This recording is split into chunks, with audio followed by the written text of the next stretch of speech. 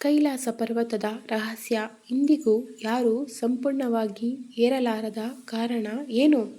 ನಮಸ್ಕಾರ ಸ್ನೇಹಿತರೆ. ಭೂಮಿಯ ಮೇಲೆ ಅನೇಕ ಪರ್ವತಗಳಿವೆ. ಕೆಲವನ್ನು ಸಾವಿರಾರು ಜನರು ಏರಿದ್ದಾರೆ. ಆದರೆ ಒಂದು ಪರ್ವತ ಮಾತ್ರ ಇಂದಿಗೂ ಮನುಷ್ಯನಿಗೆ ಸವಾಲಾಗಿ ಉಳಿದಿದೆ. ಅದು ಮೌಂಟ್ ಕೈಲಾಸ. ಈ ಪರ್ವತವನ್ನು ದೇವರ ನಿವಾಸ ಎಂದು ಕರೆಯಲಾಗುತ್ತದೆ. ಇಲ್ಲಿ ಅನೇಕ ವಿಚಿತ್ರ ಘಟನೆಗಳು ನಡೆಯುತ್ತವೆ ಎಂದು ಜನರು ನಂಬುತ್ತಾರೆ. ಯಾರಾದರೂ ಈ ಪರ್ವತವನ್ನು ಏರಲು ಪ್ರಯತ್ನಿಸಿದರೆ ಅವರಿಗೆ ಅಸಾಧಾರಣ ಅನುಭವಗಳು ಆಗುತ್ತವೆ ಎನ್ನಲಾಗಿದೆ. ಹಾಗಾದರೆ ಏಕೆ ಈ ಕೈಲಾಸ ಪರ್ವತವನ್ನು ಯಾರೂ ಸಂಪೂರ್ಣವಾಗಿ ಏರಲಿಲ್ಲ? ಅಲ್ಲಿ ನಿಜವಾಗಿಯೂ ದೈವಿಕ ಶಕ್ತಿ ಇದೆಯಾ? ನಿಮ್ಮ ಅನಿಸಿಕೆ ಏನು ಸ್ನೇಹಿತರೆ?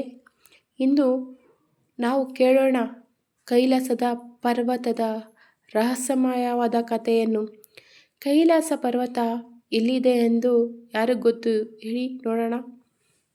ಹಿಮಾಲಯ ಪರ್ವತ ಶ್ರೇಣಿಯ ಮಧ್ಯದಲ್ಲಿ ಟಿಬೆಟ್ ಪ್ರದೇಶದಲ್ಲಿ ಇರುವ ಈ ಪರ್ವತವನ್ನು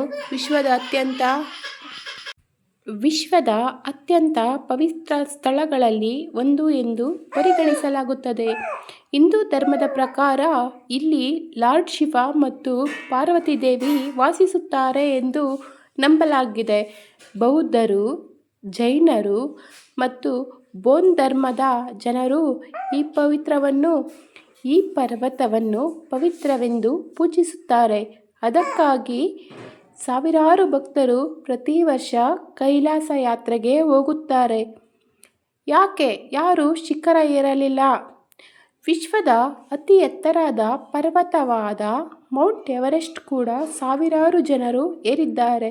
ಆದರೆ ಕೈಲಾಸ ಪರ್ವತ ಮಾತ್ರ ಇನ್ನೂ ಅಜೇಯವಾಗಿದೆ. ಅದಕ್ಕೆ 2 ಪ್ರಮುಖ ಕಾರಣಗಳಿವೆ. ಮೊದಲನೆಯದಾಗಿ ಧಾರ್ಮಿಕ ನಂಬಿಕೆ. ಭಕ್ತರ ಪ್ರಕಾರ ಇದು ಶಿವನ ನಿವಾಸ. ಅದರ ಶಿಖರಕ್ಕೆ ಕಾಲಿಡುವುದು ದೇವರ ಮೇಲೆಯೇ ಕಾಲಿಟ್ಟಂತೆ ಎಂದು ಭಾವಿಸಲಾಗುತ್ತದೆ. ಆದ್ದರಿಂದ ಹಲವರು ಶಿಖರ ಏರಲು ಧೈರ್ಯ ಮಾಡಲಿಲ್ಲ. ಎರಡನೆಯದಾಗಿ ವಿಚಿತ್ರ ಅನುಭವಗಳು. ಕೆಲವರು ಹೇಳುವ ಪ್ರಕಾರ ಪರ್ವತದ ಮೇಲೆ ಏರಿದಾಗ ದೇಹದಲ್ಲಿ ಅಸಹಜ ಬದಲಾವಣೆಗಳು ಆಗುತ್ತವೆ. ಉಸಿರಾಟ ಕಷ್ಟವಾಗುತ್ತದೆ. ಮನಸ್ಸಿಗೆ ಭಯ ಉಂಟಾಗುತ್ತದೆ. ಕೆಲವರಿಗೆ ಸಮಯವೇ ಬೇಗ ಸಾಗುತ್ತಿರುವ ಅನುಭವವಾಗುತ್ತದೆ ಎಂದು ಹೇಳಲಾಗುತ್ತದೆ. ಇವೆಲ್ಲ ನಿಜವೋ ಕಲ್ಪನೆಯೋ ಎಂಬುದು ಇದುವರೆಗೂ ಮಾತ್ರ ಸ್ಪಷ್ಟವಾಗಿಲ್ಲ. ಆದರೆ ಕೈಲಾಸ ಪರ್ವತದ ಬಗ್ಗೆ ರಹಸ್ಯ ಇನ್ನೂ ಉಳಿದಿದೆ. ಅದು ಏನೆಂದರೆ ರಷ್ಯನ್ ವಿಜ್ಞಾನಿಗಳ ಹೇಳಿಕೆ. ಕೆಲವು ಸಂಶೋಧಕರು ಕೈಲಾಸದ ಪರ್ವತದ ಆಕಾರವೇ ವಿಚಿತ್ರವಾಗಿದೆ ಎಂದು ರಷ್ಯನ್ನರು ಹೇಳಿದ್ದಾರೆ.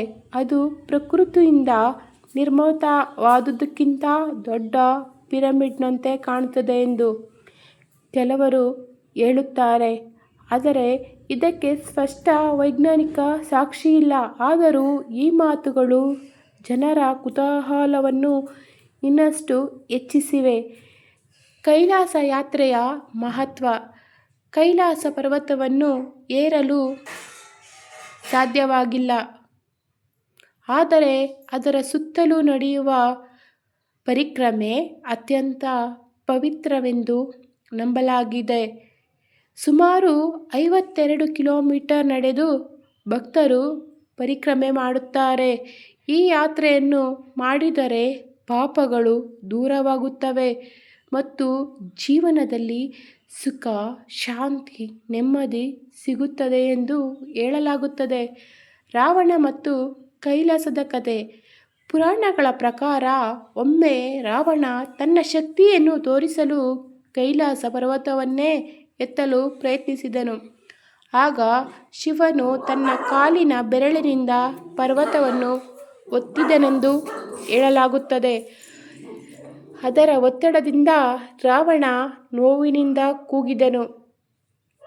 ನಂತರ ಶಿವನ ಭಕ್ತನಾಗಿ ಶಿವತಾಂಡವ ಸ್ತೋತ್ರವನ್ನು ಹಾಡಿದನೆಂದು ಪುರಾಣಗಳು ಹೇಳುತ್ತವೆ. ಇಂದಿಗೂ ಉಳಿದಿರುವ ರಹಸ್ಯ ಏನು ಅಂದರೆ, ಇಂದಿಗೂ ಕೈಲಾಸ ಪರ್ವತದ ಶಿಖರವನ್ನು ಯಾರೂ ಸಂಪೂರ್ಣವಾಗಿ ಏರಿಲ್ಲ. ಕೆಲವರಿಗೆ ಇದು ದೈವಿಕ ಶಕ್ತಿ, ಕೆಲವರಿಗೆ ಇದು ಪ್ರಕೃತಿಯ ಅದ್ಭುತ. ಆದರೆ ಒಂದು ವಿಷಯ ಮಾತ್ರ ಖಚಿತ, ಕೈಲಾಸ ಪರ್ವತದ ಹೆಸರು ಹೇಳಿದರೆ ಇಂದಿಗೂ ಜನರಿಗೆ ಭಕ್ತಿ ಮತ್ತು ರಹಸ್ಯದ ಭಾವನೆ ಮೂಡುತ್ತದೆ. ಹಾಗಾದರೆ ಸ್ನೇಹಿತರೆ, ನೀವು ಕೈಲಾಸ ಪರ್ವತದ ಬಗ್ಗೆ ಏನು ನಂಬುತ್ತೀರಿ? ಅದು ದೇವರ ನಿವಾಸವಾ ಅಥವಾ ಇನ್ನೂ ಪತ್ತೆಯಾಗದ ಪ್ರಕೃತಿಯ ರಹಸ್ಯವಾ? ನಿಮ್ಮ ಅಭಿಪ್ರಾಯವನ್ನು ಕಾಮೆಂಟ್ನಲ್ಲಿ ತಿಳಿಸಿ. ಮತ್ತು ಇಂತಹ ಇನ್ನಷ್ಟು ದೇವರ ಮಹಿಮೆ ಮತ್ತು ರಹಸ್ಯಗಳ ಕಥೆಗಳಿಗಾಗಿ ನಮ್ಮ ಚಾನಲ್ನ ಸಬ್ಸ್ಕ್ರೈಬ್ ಮಾಡೋದನ್ನು ದಯವಿಟ್ಟು ಮರಿಬೇಡಿ. ಓಂ ನಮಃ ಶಿವಾಯ. ಓಂ ನಮಃ ಶಿವಾಯ. ಓಂ ನಮಃ